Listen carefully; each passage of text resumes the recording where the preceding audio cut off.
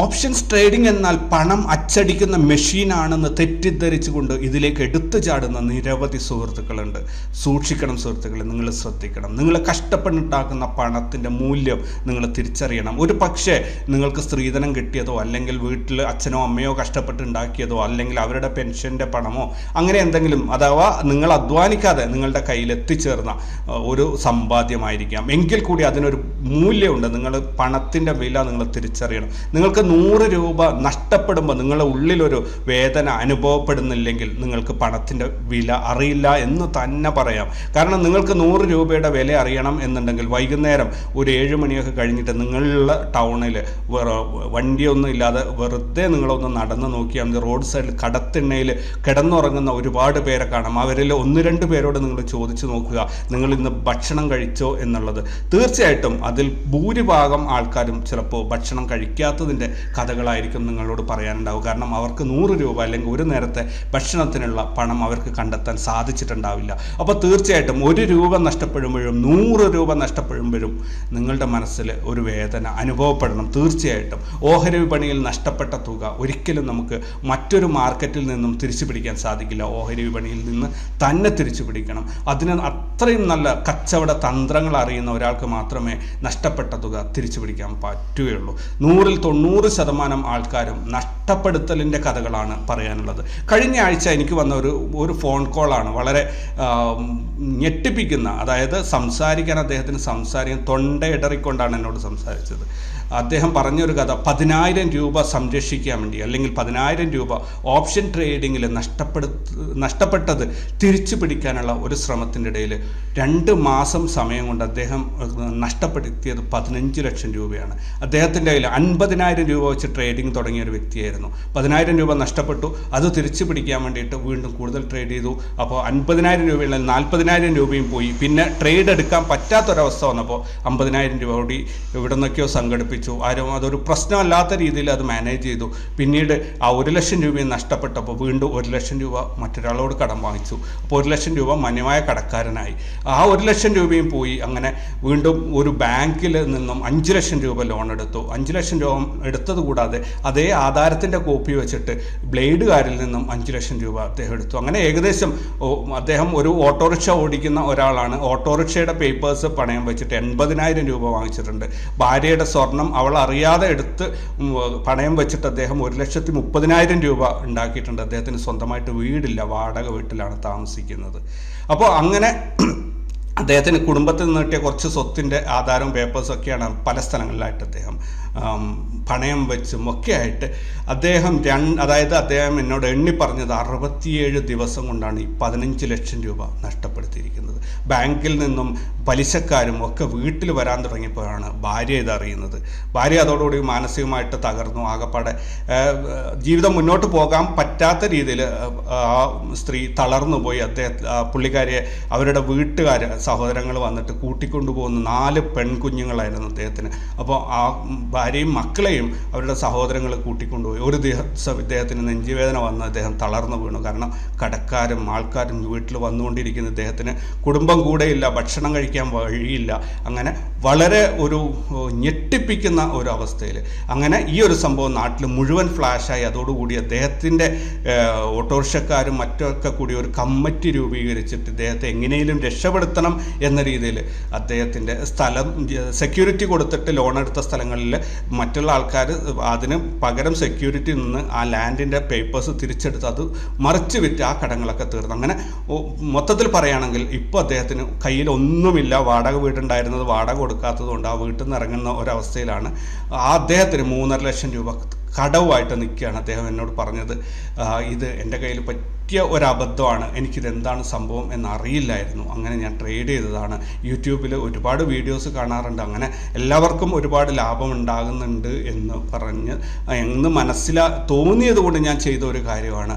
അപ്പോൾ അറിയാത്തവരോട് ഒരിക്കലും ഇത് ചെയ്യരുത് എന്ന് പറയണം എന്ന് എന്നോട് അദ്ദേഹം പ്രത്യേകം ഓർമ്മിപ്പിച്ചിട്ടുണ്ടായിരുന്നു. അദ്ദേഹത്തോട് ഞാൻ സംസാരം അവസാനിപ്പിക്കുന്നതിന് മുൻപേ ഞാൻ ചോദിച്ചു, എന്താണ് സത്യത്തിൽ നിങ്ങൾക്ക് എവിടെയാണ് വീഴ്ച പറ്റിയത്?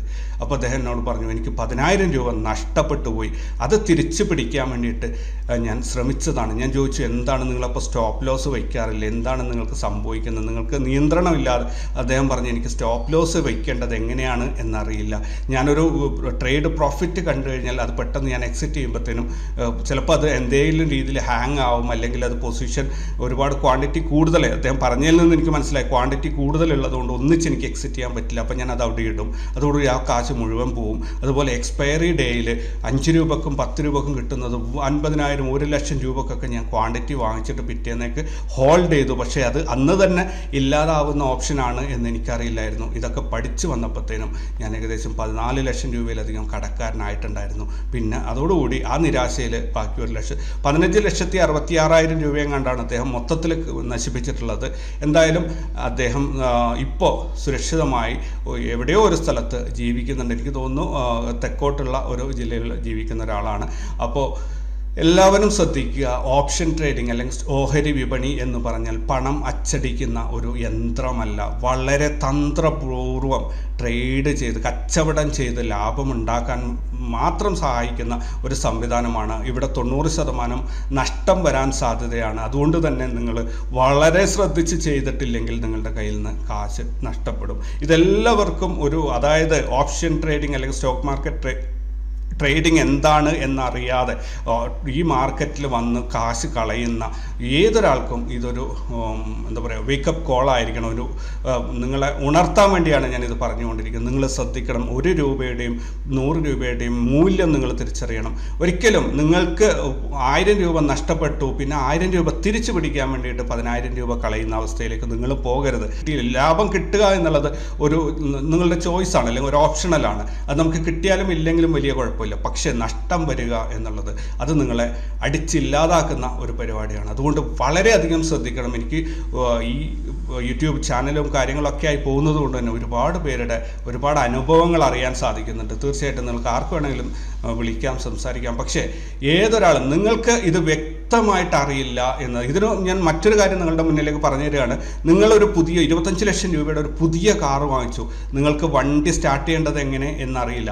നിങ്ങൾ അവിടെ നിന്ന് എങ്ങനെയും ആരോടും ചോദിച്ചു വണ്ടി സ്റ്റാർട്ട് ചെയ്യുന്ന മെത്തേഡ് മനസ്സിലാക്കിയിട്ട് ഇമ്മീഡിയറ്റ് ആയിട്ട് ആ വണ്ടി എടുത്ത് നിങ്ങൾ ടൗണിലേക്ക് പോകാൻ തയ്യാറാവുമോ? ഒരിക്കലും തയ്യാറാവില്ല എന്ന് തന്നെയാണ് എൻ്റെ ഒരു തോന്നൽ. അങ്ങനെ തയ്യാറാകുന്നവരാണ് ഈ അപകടങ്ങളൊക്കെയും വിളിച്ചു വരുത്തുന്നത്. അതുപോലെ ഒരു കാട്ടിൽ കണ്ട ഒരു ആനയുടെ പുറത്തേക്ക് നിങ്ങൾ ചാടിക്കയറാൻ തയ്യാറാവുമോ? ഒരിക്കലും കയറില്ല. കാരണം നിങ്ങൾക്ക് അവിടെ ഭയം വരും, നിങ്ങളുടെ ഉള്ളിലൊരു ഭയം ഉണ്ടാവും, കാരണം ഇത് അപകടമാണ് എന്നുള്ളത്. പക്ഷെ അതേ സിസ്റ്റം തന്നെ അതേ രീതിയിൽ പ്രവർത്തിക്കുന്ന, ജീവിതം കോഞ്ഞാട്ടയായി പോകുന്ന രീതിയിലേക്ക് വരുന്ന ഒരു കാര്യത്തിലേക്ക് യാതൊരു ചിന്തയും ഇല്ലാതെ നിങ്ങൾ എടുത്തു ചാടുന്നത് എന്തുകൊണ്ടാണ്? ഒരിക്കലും അങ്ങനെ ചെയ്യരുത്. നിങ്ങൾക്ക് നഷ്ടപ്പെടാൻ പറ്റുന്ന ഒരു തുക, ആ തുക നഷ്ടപ്പെട്ടാൽ നിങ്ങൾക്ക് നിങ്ങളുടെ ജീവിതത്തിൽ ഒരു മാറ്റവും സംഭവിക്കില്ല എന്ന് തോന്നുന്ന ഒരു തുക വെച്ച് മാത്രം നിങ്ങൾ ഓഹരി വിപണിയിൽ ഇറങ്ങുക. അല്ലാത്തവർ നിങ്ങൾക്ക് നിങ്ങളുടെ ജോലിയുമായിട്ട് മുന്നോട്ട് പോവുക. നിങ്ങളുടെ പണത്തിൻ്റെ മൂല്യം 1 രൂപയായാലും 10 രൂപയായാലും 100 രൂപയായാലും അതിൻ്റെ മൂല്യം നിങ്ങൾ തിരിച്ചറിയുക. വെൽക്കം ബാക്ക് സുഹൃത്തുക്കളെ. ട്രേഡേഴ്സ് അരീനയുടെ പോസ്റ്റ് മാർക്കറ്റ് റിപ്പോർട്ടിലേക്ക് നിങ്ങൾക്ക് ഏവർക്കും സ്വാഗതം. നിങ്ങളോടൊപ്പം ഞാൻ റഷീദ് തായലാർ. ഇന്ന് 2023 ഏപ്രിൽ 19 ബുധനാഴ്ച. ഇനി നമുക്ക് നിഫ്റ്റി, ബാങ്ക് നിഫ്റ്റിയൊക്കെ എങ്ങനെ ഉണ്ടായിരുന്നു എന്ന് നോക്കാം.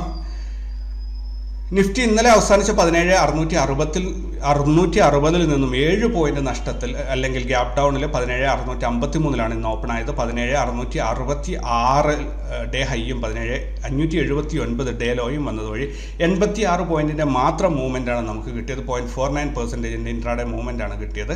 എന്തായാലും ഇൻട്രാഡേയിൽ 34 പോയിന്റ് നഷ്ടത്തിൽ ഇന്ന് ഓപ്പൺ ആയ 17,653 നിന്നും 34 പോയിന്റ് നഷ്ടത്തിൽ 17,618 ഇന്ന് മാർക്കറ്റ് അവസാനിച്ചിട്ടുള്ളത്. ഇവിടെ ഒരു കാര്യം ശ്രദ്ധിക്കാനുള്ളത്, ഇന്നലെ അവസാനിച്ചത് 17,660 ഇന്ന് അവസാനിച്ചിരിക്കുന്നത് 17,618 ഏകദേശം 42 പോയിന്റ് ഇന്നലത്തിൽ നിന്നും താഴെയാണ് ഇന്ന് അവസാനിച്ചിരിക്കുന്നത്. അത് തീർച്ചയായിട്ടും ഒരു ബെയറിഷ് മോഡിലാണ് ഇത് മാർക്കറ്റ് പോകുന്നത്. പക്ഷേ ഇവിടെ ഒരു കാര്യം ശ്രദ്ധിക്കാനുണ്ട്, മാർക്കറ്റ് ഡേ ക്ലോസിങ് താഴെയാണെങ്കിൽ പോലും ഡേ ലോ എന്ന് പറയുന്നത് ഇപ്പോഴും ഒരേ ലെവൽ തന്നെ മെയിൻറ്റെയിൻ ചെയ്യുന്നുണ്ട്. സോ മാർക്കറ്റ് തിരിച്ച് മുകളിലേക്ക് തന്നെയാണ് എന്നതാണ് എൻ്റെ ഒരു ധാരണ. ഇനി ബാങ്ക് നിഫ്റ്റി ഇന്നലെ അവസാനിച്ച 42,265 നിന്നും 15 പോയിന്റ് ഗ്യാപ്പോട് കൂടി 42,280 ഇന്ന് ആരംഭിച്ചത്. ഡേ ഹൈ 42,339, ഡേ ലോ 42,022 വന്നത് വഴി 317 പോയിന്റ് ഇൻട്രാഡേ മൂവ്മെൻ്റ് ആണ് നമുക്ക് കിട്ടിയത്. 0.75% ആണത്. ഇന്ന് ആരംഭിച്ച 42,280 നിന്നും 126 പോയിന്റ് നഷ്ടത്തോടു കൂടി 42,154 ഇന്ന് മാർക്കറ്റ് അവസാനിച്ചത്. ഇന്നലെ അവസാനിച്ചത് 42,265 ഇന്ന് 42,154 110 പോയിന്റിന്റെ ഇന്നലത്തേതിൽ നിന്നും ഇന്നേക്ക് 110 പോയിന്റ് വീണ്ടും നഷ്ടപ്പെട്ടിട്ടുണ്ട്. ഫിൻ നിഫ്റ്റി ഇന്നലെ അവസാനിച്ച 18,764 നിന്നും 19 പോയിന്റ് ഗ്യാപ്പോട് കൂടി 18,783 ഇന്ന് ഓപ്പൺ ആയത്. ഡേ ഹൈ 18,794 ഡേ ലോ 18,704 വന്നത് വഴി 90 പോയിന്റിൻ്റെ അഥവാ 0.48% ഇൻട്രാഡേ മൂവ്മെൻ്റ് ആണ് നമുക്ക് ഇന്ന് കിട്ടിയത്. ഇന്ന് ഓപ്പണായ 18,783 നിന്നും 14 പോയിന്റ് നഷ്ടത്തിൽ 18,768 ഇന്ന് ഫിൻ നിഫ്റ്റി അവസാനിച്ചത്. 18,764 ഇന്നലെ അവസാനിച്ചു, 18,768 ഇന്നും അവസാനിച്ചത്. അതായത് 4 പോയിന്റ് ഇന്ന് ശരിക്കും ലാഭമാണുള്ളത്. 4 പോയിന്റ് ഇന്നലത്തേനേക്കാളും കൂടുതലാണ് ഇന്ന് വന്നിരിക്കുന്നത്. അതായത് ഒരു ഫ്ലാറ്റ് ആണ്, മറ്റൊന്നും തന്നെ അതിൽ പറയാനില്ല. ഇന്ത്യ വിക്സ് വൊളാറ്റിലിറ്റി ഇൻഡെക്സ് ഇന്ന് ഓപ്പൺ ആയത് 12.08 ഹൈ വന്നിരിക്കുന്നത് 12.47, ലോ വന്നിരിക്കുന്നത് 11.11. ഇന്ന് 0.58% വൊളാറ്റിലിറ്റി കുറഞ്ഞുകൊണ്ട് 12.15 മാർക്കറ്റ് അവസാനിച്ചിരിക്കുന്നത്.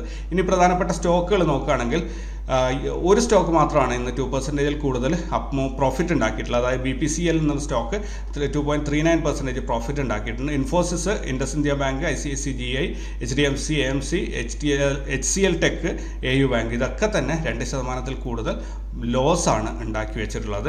ഇനി ഇൻസ്റ്റിറ്റ്യൂഷണൽ ഡാറ്റ നോക്കുകയാണെങ്കിൽ ഫോറിൻ ഇൻസ്റ്റിറ്റ്യൂഷൻ ഇൻവെസ്റ്റേഴ്സ് 7,982 കോടിയുടെ ബൈയിങ്ങും 7,995 കോടിയുടെ സെല്ലിങ്ങും നടത്തിയത് വഴി 13 കോടിയുടെ നെറ്റ് സെല്ലിംഗ് ആണ് മാർക്കറ്റിൽ എഫക്റ്റീവ് ആയത്.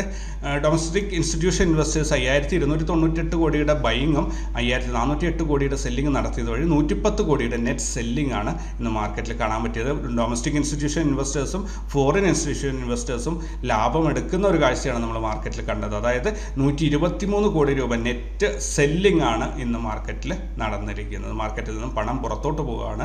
സ്വാഭാവികമായിട്ടും മാർക്കറ്റ് അത് ഇടിയാനുള്ള ഒരു കാരണം കൂടിയാണ്. ഞങ്ങളുടെ ഗ്രൂപ്പിൽ ഞങ്ങൾ ഇന്ന് 1,574 രൂപയുടെ മാത്രം പ്രോഫിറ്റാണ് ഉണ്ടായത്. 1.57% ആണത്.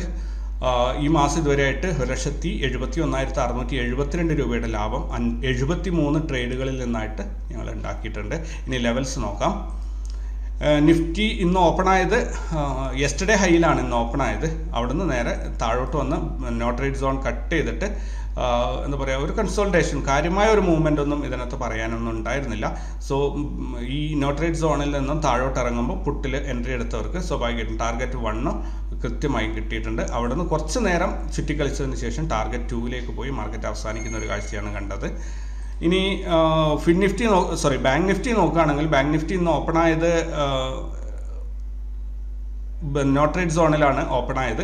അവിടെ നിന്ന് പിന്നെ താഴോട്ട് പുട്ട് സൈഡിലേക്ക് ഒരു എൻട്രി കിട്ടി.